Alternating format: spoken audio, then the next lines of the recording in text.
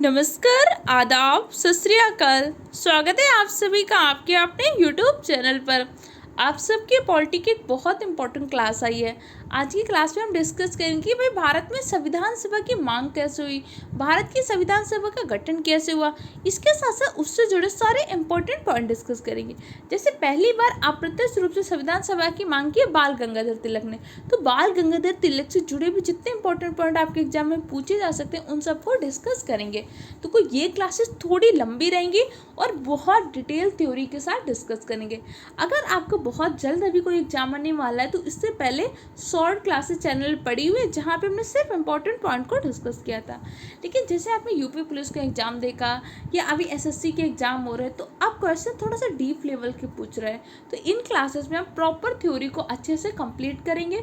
जिसके upcoming exam में थोड़ा सा टाइम में तो इन क्लासेस को अच्छे से देखिएगा, नोट्स बनाइएगा। और इन क्लासेस को मैंने पीडीएफ फॉर्म में स्टार्ट किया ताकि आपको नोट्स बनाने में ईजी हो।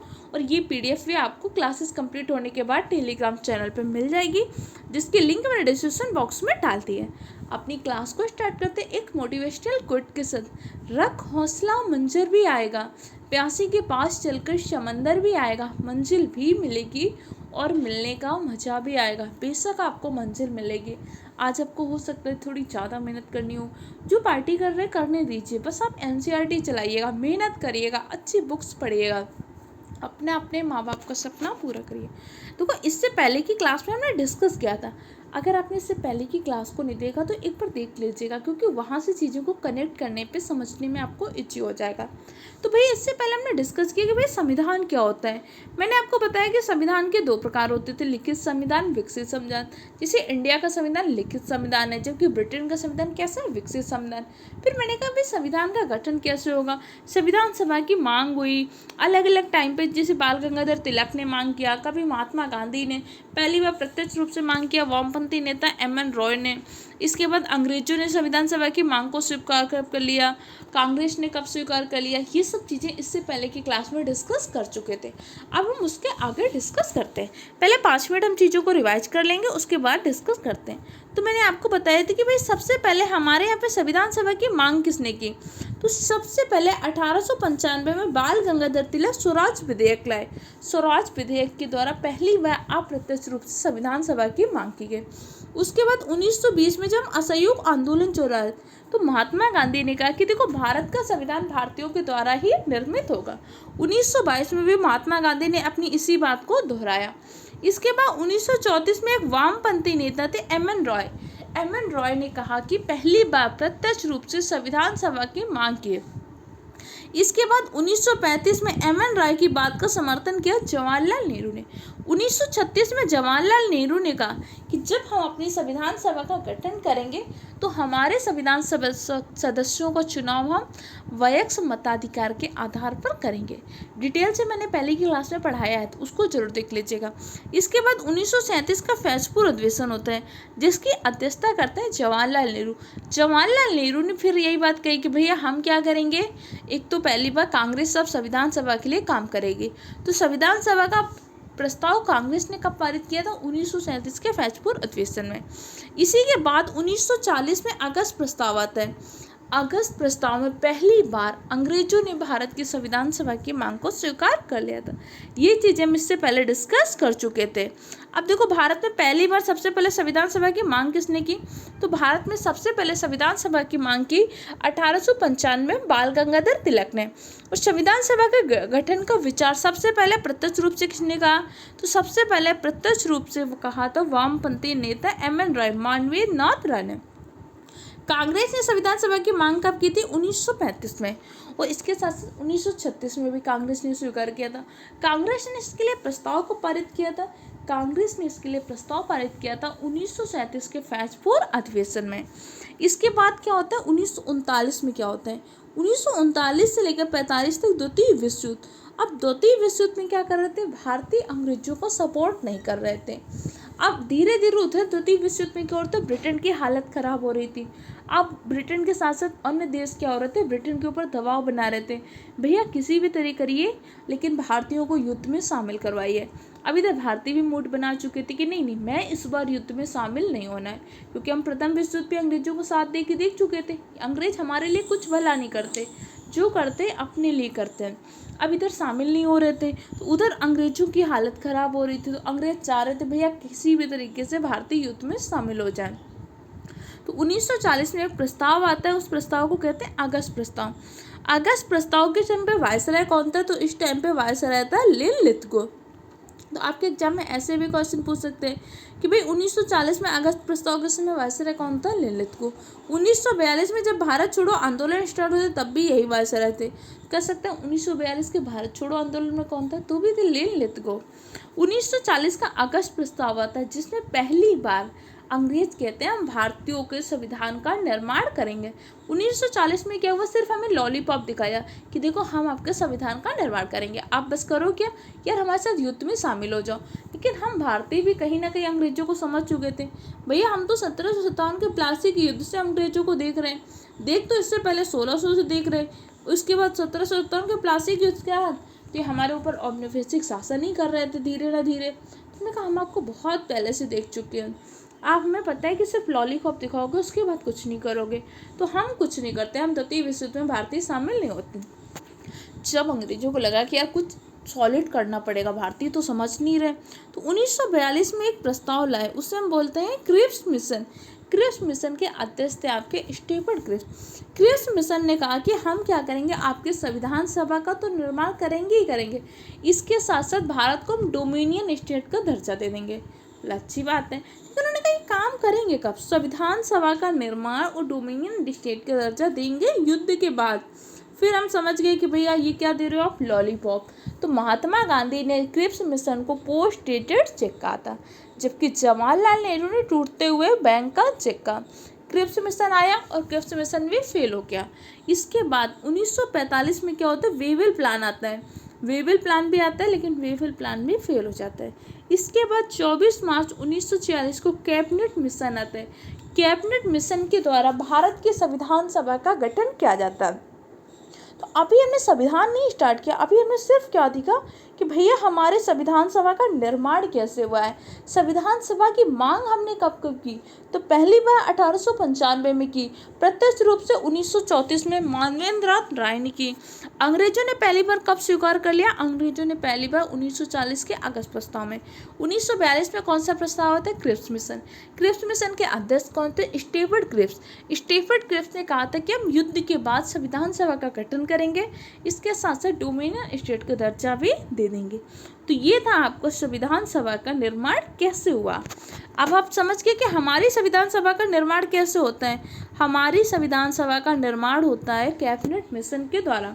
1939 से 45 के मध्य में क्या होता है, द्वितीय विश्व युद्ध होता है।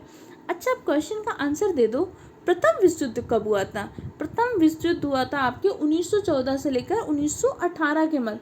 प्रथम विश्व युद्ध चल रहा था, तभी महात्मा गांधी 9 जनवरी 1915 को भारत आते हैं। महात्मा गांधी जब 9 जनवरी 1915 को भारत आते हैं तो इन्होंने अंग्रेजों का प्रथम विश्व युद्ध में साथ दिया था। अंग्रेजों ने महात्मा गांधी को केसर ए हिंद की उपाधि भी प्रदान की थी।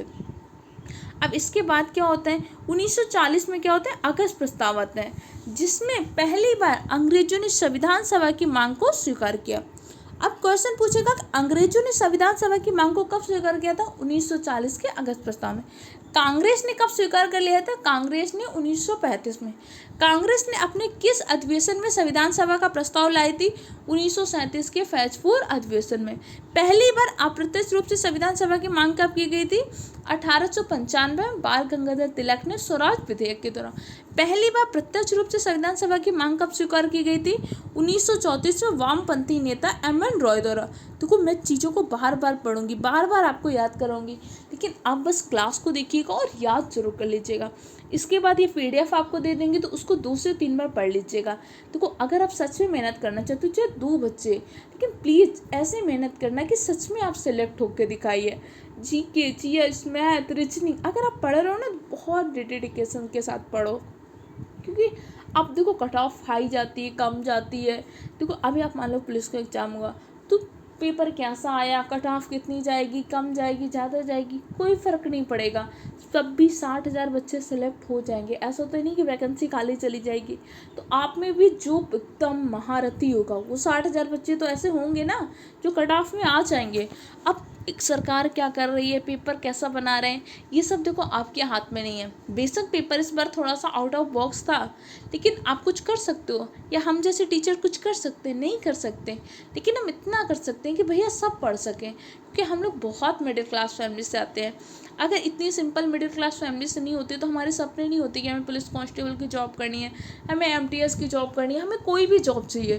क्योंकि जिस फैमिली से हम हैं, या आप सब भी शायद इसी फैमिली से होंगे, मैं जिस फैमिली से हूँ, यहाँ सिर्फ इतना होता है कि भैया एक जॉब लग जाए, एक गवर्नमेंट जॉब लग जाए, किस डिपार्टमेंट में लगे। ऐसे कोई बहुत बड़े सपने नहीं होते कि मुझे आईएएस बनना है कि पीसीएस बनना है। अभी तो सिर्फ और सिर्फ एक सपना होता है कि भैया जॉब लग जाए। तो इसके लिए देखो मेहनत करनी पड़ेगी। अगर आप सोचो मेहनत सफलता का कोई शॉर्टकट होता है, तो कोई शॉर्टकट नहीं होता। जो 60,000 बच्चे सेलेक्ट होंगे, समझिए आपसे तो ज़्यादा उन्होंने मेहनत किया होगा।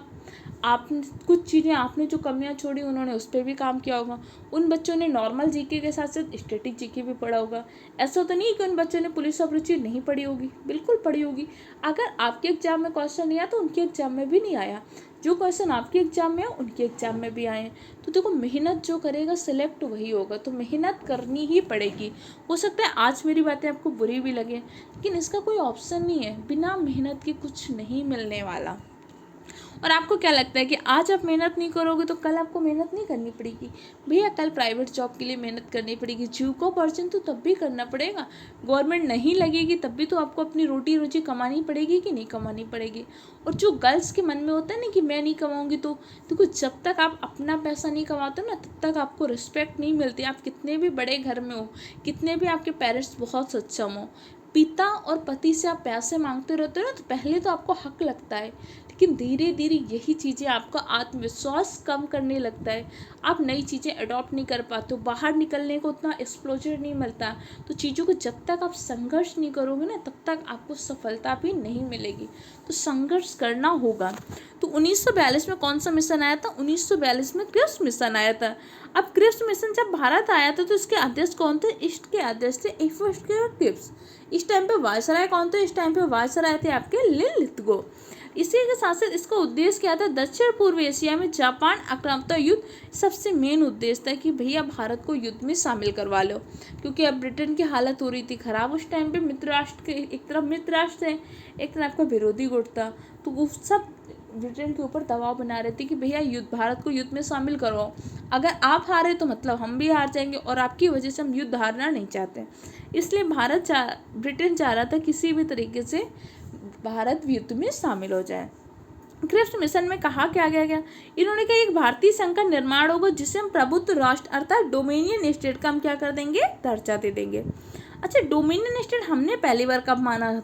1928 में, जब हमने नेहरू रिपोर्ट का गठन किया था मोतीलाल नेहरू की अध्यक्षता में। तो पहली बार 1928 में भारतीयों ने डोमिनियन स्टेट मांगा था। समझो 1928 से 1942 आ गए, अब हमें डोमिनियन स्टेट देने की बात कह रहे हैं। वो भी क्या कब रहेगी? पहले युद्ध में हमारे साथ दे दो, तब आपको डोमिनियन स्टेट दे देंगे। हम भारतीय भी समझ चुके थे कि बहुत लॉलीपॉप पकड़ाते हैं, तो इस बार हमें भी लॉलीपॉप चाहिए नहीं। इसी के साथ साथ इन्होंने कहा कि राष्ट्रमंडल के साथ से संबंधों को तय करने संयुक्त राष्ट्र और अंतर्राष्ट्रीय निकायों के लिए स्वतंत्र होगी, कि आप अपने विदेश संबंध को भी देख सकते हो। इसके साथ साथ इन्होंने कहा युद्ध के बाद एक सर्वमान्य निर्वाचित समिति का गठन करेंगे। आपकी संविधान सभा का गठन करेंगे, कब करेंगे? युद्ध के बाद करेंगे। इसके साथ साथ कहा गया ब्रिटिश प्रांत के चुने हुए प्रतिनिधि तथा देशी रियासत से चुने हुए प्रतिनिधि शामिल होंगे। कोई भी प्रांत जो संविधान को स्वीकार करने के लिए तैयार नहीं है, उससे भारतीय संघ के समान पूरा अधिकार। उन्होंने कहा कि भाई हम तो संविधान सभा का गठन कर देंगे, भारत को डोमिनियन स्टेट का दर्जा भी दे देंगे, लेकिन मान लो कोई आपकी ऐसी रियासत है जो कह रही नहीं हम तो अपना संविधान रखेंगे, जैसे जम्मू कश्मीर ने हमारे बहुत टाइम तक रखता 2019 तक, तो हम उन्हें क्या कर देंगे? स्वतंत्र रियासत। ये समझो इस टाइम पे सारे लॉलीपॉप राजाओं को भी पकड़ा रहे थे, ब्रिटेन प्रांत को भी पकड़ा रहे थे, भारतीयों को भी, कि बस किसी भी तरीके से हमारे साथ युद्ध में शामिल हो जाओ। मुस्लिम लीग के लिए पाकिस्तान निर्माण के लिए आह्वान किया किया कि भैया आपके क्या कर देंगे, हम पृथक पाकिस्तान का निर्माण भी करवा देंगे। देखो, क्रिप्स मिशन ने पृथक पाकिस्तान की मांग को स्वीकार किया था, लेकिन कैबिनेट मिशन ने पृथक पाकिस्तान की मांग को अस्वीकार कर दिया। अब आपके एग्जाम में ऐसा क्वेश्चन पूछ सकते हैं, क्या मुस्लिम लीग की जो पृथक पाकिस्तान की मांग थी उसको क्रिप्स मिशन ने स्वीकार किया था कि नहीं किया था? हाँ जी, किया था क्रिप्स मिशन ने। इसी के साथ साथ क्या बोला, नस्ली और धार्मिक अल्पसंख्यकों की सुरक्षा के लिए एक संधि करेंगे। भैया आप मुस्लिम अल्पसंख्यकों आपकी सुरक्षा की बात करेंगे। तो सबसे पहले 1942 में क्रिप्स मिशन आया, जिसके अध्यक्ष थे स्टेवर्ट क्रिप्स। क्रिप्स मिशन में कुछ इंपॉर्टेंट चीज़ें, पहली चीज़ थी कि युद्ध के बाद संविधान सभा का निर्माण कर देंगे। दूसरी चीज़ क्या थी कि आपके संविधान सभा का गठन करेंगे, साथ साथ भारत को डोमिनेंट स्टेट का दर्जा देंगे। इसके साथ साथ मुस्लिम लीग की पृथक पाकिस्तान की मांग को भी स्वीकार किया। इसके साथ साथ क्या कि जो राज्य इस संविधान के अंतर्गत काम नहीं करना चाहता वो अपना संविधान बना ले, अर्थात वो अपने स्वतंत्र सत्ता को बरकरार रख सकता है। लेकिन क्रिप्स मिशन आपका क्या हो गया, अस्वीकार हो गया। क्रिप्स मिशन को महात्मा गांधी ने क्या कहा था, क्रिप्स मिशन को महात्मा गांधी ने पोस्ट डेटेड चेक कहा था, जबकि जवाहरलाल नेहरू ने क्या कहा था, जवाहरलाल नेहरू ने टूटते हुए बैंक का चेक कहा था। इसी के बाद क्या होता है, जब क्रिप्स मिशन फेल हो जाता है तो 1942 में वेविल प्लान आता है, और 1945 में क्या होता है, वेविल ही वायसराय होते हैं, उन्हीं के नाम पे प्लान आता है जिसे हम वेविल प्लान कहते हैं। इसका उद्देश्य था भारत में संवैधानिक गतिरोध को समाप्त करना और भारत में संविधान सभा का गठन करना। लेकिन ये भी क्या होता है, फेल हो जाता है और भारत में संविधान सभा का गठन नहीं कर पाता। इसके बाद 24 मार्च 1946 को कैबिनेट मिशन आया, जिसके अध्यक्ष थे पैंथिंग लॉरेंस, AP अलेक्जेंडर और स्टीफर्ड क्रिप्स। कैबिनेट मिशन के आधार पर ही भारत में संविधान सभा का गठन हुआ, अर्थात हमारा जो संविधान निर्माण हुआ है इसके लिए जो संविधान सभा है इसका गठन कैसे हुआ है, कैबिनेट मिशन के आधार पर। तो अगली क्लास में हम कैबिनेट मिशन के बारे में सारी इंपॉर्टेंट चीज़ों को डिस्कस करेंगे। अच्छे से पढ़िए, मेहनत करिए, अपना अपने माँ बाप का सपना पूरा करिए।